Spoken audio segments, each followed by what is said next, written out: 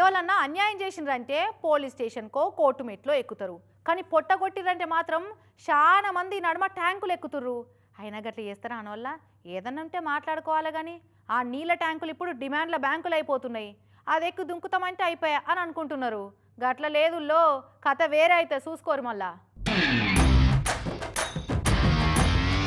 ఎవరికైనా పెడతానంటే ఆశ, కొడతానంటే కోపం ఉంటుంది కదా. గట్లనే ఉమ్మడి కరీంనగర్ జిల్లాల పాత రేషన్ షాప్ డీలర్లను మార్చి పడేసి కొత్తలకు రేషన్ షాపుల డీలర్షిప్ అప్పచెప్పిరట ఆఫీసర్లు.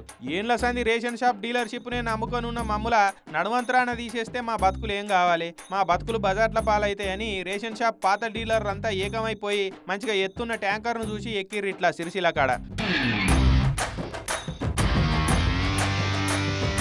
ట్యాంకు మీద ఎంతసేపు ఉంటామో తెలియదని సేఫ్గా సైడ్కు వాటర్ బాటిల్ కూడా తెచ్చుకున్నారు చూడూరి. ఇక ఇంకో అక్క అయితే అదే చేతులతోటి పెట్రోల్ బాటిల్ కూడా ఎంట తెచ్చుకున్నది. పాతోళ్ళని కాదని కొత్తోళ్ళకి ఇస్తే మేమంతా అదే రేషన్ షాపుల ముంగడ బిచ్చమెత్తుకోమంటారా, డీలర్లమని డిగ్నిటీగా పిలుస్తుండే అందరూ. ఇప్పుడు డీలర్లమంతా డీలా పడేటట్టు చేసుడు మీకు పద్ధతి కాదని మా షాపులు మాకు ఇప్పిరు అని డిమాండ్ చేస్తున్నారు పాపం ట్యాంకు మీద నుంచే.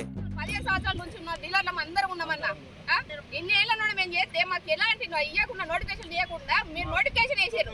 మీకు ఏం కావాలి, మీకు పైసలు కావాలన్నా మేము ఇస్తాం సార్ పైసలు.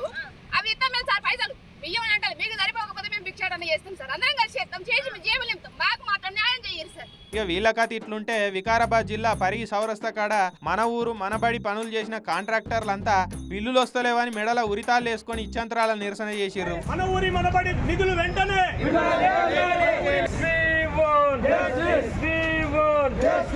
బకాయి పడ్డ బిల్లులు ఇయ్యకుంటే అప్పు తెచ్చిన కాడ మిత్తులు విరిగి మాకు ఉరితాలే గత అవుతాయని అనుకుంటా గోసెలా పోసుకున్నారు. భార్యల మెడల పుస్తెలతాళ్ళు గుదవెట్టి పనులు చేస్తే మా మెడలు ఇప్పుడు యమపాశాలు పడే కథ అవుతున్నదని బాధపడుతున్నారు పాపం. సర్కారు జల్దిగా బిల్లులు ఇచ్చి మమ్మల్ని ఆదుకోవాలని వేడుకుంటున్నారు. మరి చూడాలిగా వీళ్ళందరి గోసలు సర్కారు ఎట్లా తీరుస్తుందో.